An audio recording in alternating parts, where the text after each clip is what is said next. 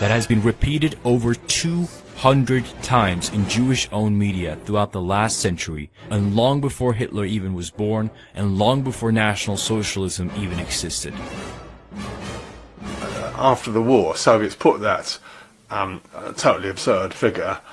That 6 million figure was basically a mantra that had been throbbing through the 20th century, right from the end of the 19th century when it began. The 6 million figure began as a newspaper, as a fundraising appeal. American Jews were fundraising on the grounds that 6 million European Jews were in trouble, right? And it started off Jews in Russia. 6 million Jews in Russia are in trouble, so on and so on and so on. And then in the 1930s, it became 6 million Jews in Europe under threat because of Hitler, and so on. And then finally at Nuremberg, it became in the past tense. 6 million Jews have been killed. And you've got something like 200 newspaper headlines of that. It's extraordinary the way that mantric number, which never in any sense at any point counted, okay? It's important to appreciate that nobody counted 6 million or in any way looked as if they had counted 6 million at Nuremberg, at a Nuremberg trial after the war, right? It was just that figure that had been pulsing as a mantra through newspaper headlines, 6 million Jews in Europe. In his book, The First Holocaust, The Surprising Origin of the 6 Million Figure, Don Hedesheimer illustrates that the 6 million figure actually dates back to Jewish fundraising campaigns that started in the end of 19th century and reached its peak in the mid-1920s. During almost 100 years, Jews spread a rumor that 6 million of Jews in Europe were suffering, and sometimes going so far as that 6 million Jews had died already. The Jewish-owned New York Times was the main vehicle for the propaganda, which even include well-known buzzwords like extermination and Holocaust. After the Zionist Balfour Declaration was signed, the Jews claimed that 6 million Jews in Europe were under threat from extermination unless they got a homeland in Palestine. This was 14 years before the National Socialists came to power, and 24 years before the alleged Holocaust started. The origin of this figure of 6 million is not based on any kind of factual knowledge regarding Jewish population losses. It is purely a fictional, symbolic, esoteric, and mystical number. Written in the Jewish Torah was a prophecy that the Jews would be allowed to return to Israel minus 6 million of their people. You shall return minus 6 million. The book, The Holocaust, Dogma of Judaism, describes how the 6 million number is Kabbalistically derived. The number 6 million is a symbolic number with a religious meaning, and the Holocaust is part of the religious dogma of Judaism. Benjamin Blech confirmed this reality in his own book, The Secrets of Hebrew Words.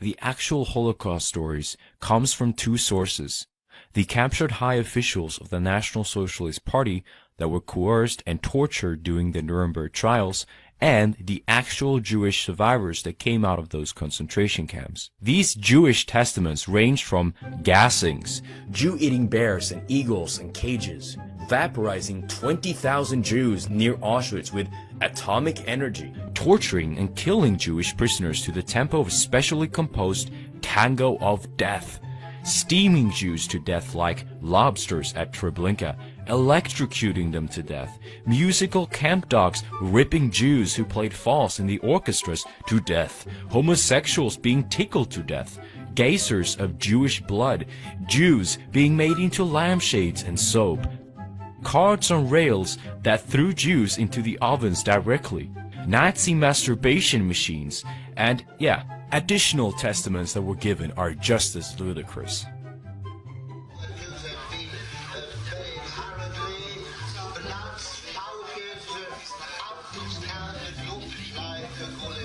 One thing that I'll never forget that I heard, and he said, the Nazis are taking our young Jewish infants and they're tearing them in half by their legs and they're throwing them in the Dniester. The Dniester is a river. So they said, for every person that's going to take their lives, they're going to torture to death 5 of us.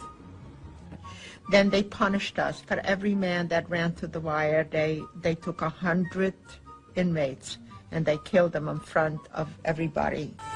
The greatest love story we've ever told on this show. Herman Rosenblatt received international attention for his story about being a hungry little boy in a Nazi concentration camp who was thrown apples every day by a little girl on the other side of the fence. Years later, according to the story, Rosenblatt met that same girl on a blind date in New York City, and he proposed on the spot. I used to come by every day, bring the apple, have in my jacket and a piece of bread, and he used to say, I'll see you tomorrow. The story landed Herman and Roma Rosenblatt on Oprah twice and in newspapers all over the world. They also got a book and movie deal. But the story wasn't true. Why did you do it? Why did you tell such a big lie to so many people for so long? It wasn't a lie. It was my imagination. And in my imagination, in my mind, I believed it. Even now I believe it. That she was there and she threw the apple to me. How can you say it wasn't a lie? It wasn't true, and you know it's not true. Yes, it's not true. But in my imagination, it was true. Members of his own family say his real motivation was money. Herman and Roma Rosenblatt told their false story publicly for more than a decade, but it all fell apart about 6 weeks ago after Holocaust scholars proved that it was physically impossible for prisoners to approach the fence at the concentration camp where Herman was kept, and that Roma's family was actually more than 200 miles away at the time. Rosenblatt is remarkably unrepentant about his years of lying. I pronounce my love for you forever. When you look at that, does it make you uncomfortable at all? No. You think that was the right thing to do? Yeah. And while you were up on the stage there in front of all those people, in the back of your mind, were you not thinking, I'm not telling the truth here? No. So if you had to do it over again, would you tell the same story? Yeah. You would? Yes. I simply don't know what to say. I mean, it's his imagination, but he knows it's not true. He says he made up a fantasy world, and he was living in that fantasy world. And his son says, tried to stop him. Yes. Good heavens. Okay, thank you, Dan. Pleasure. Meet Dick Groscher tours Sweden talking to children, telling them of the horrors of the German concentration camps. It turned out that his story was directly plagiarized from a fictional book called Mila 18 from 1961. Joseph Hurt from Pennsylvania gave public speeches for years where he claimed to have escaped from Auschwitz and even met evil Nazi doctor Josef Mengele. He had now confessed that he had fabricated the entire story. He admitted that everything was a lie. Hurt had even tattooed a fake prison number on his arm to make people believe in his lies. Otto Utgenant had for years been paid shekels to lecture in German schools about his experiences of the Holocaust. He has talked about the Kristallnacht, how he lost 72 relatives, including mother, father, and sister, and how he himself was interned at Buchenwald. However, Otto now admits that the whole story was a lie. Misha de Fonseca wrote a best-selling memoir about her experience of the Holocaust. Her story was published almost 20 years ago as Misha, a memoir of the Holocaust years. The book describes how, when she was 6, her Jewish parents were taken from their home by the Nazis, and how she set off across Belgium and Germany and Poland to find them on foot, living on stolen scraps of food, until she was adopted by a pack of wolves. She also claimed to have shot a Nazi soldier in self-defense. The story became a huge bestseller and was even made into a film in France. But In 2008, it was found to be fabricated, and everything was a lie. The author, whose real name was found to be Monique de Weil, said that it is not the true reality, but it's my reality. There are times when I find it difficult to differentiate between reality and my inner world. Misha will now have to pay back the money she was awarded, which amounts to $22.5 million.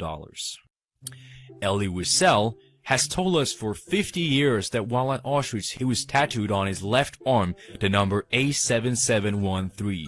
He also adds that his father was given the number A7712. But a real Auschwitz survivor, Miklas Gruner, claims that Elie Wiesel is an imposter. Miklas, who actually was at the camp, claims that Elie Wiesel stole the identity of a real man named Lazar Wiesel, who the number A7713 actually belonged to.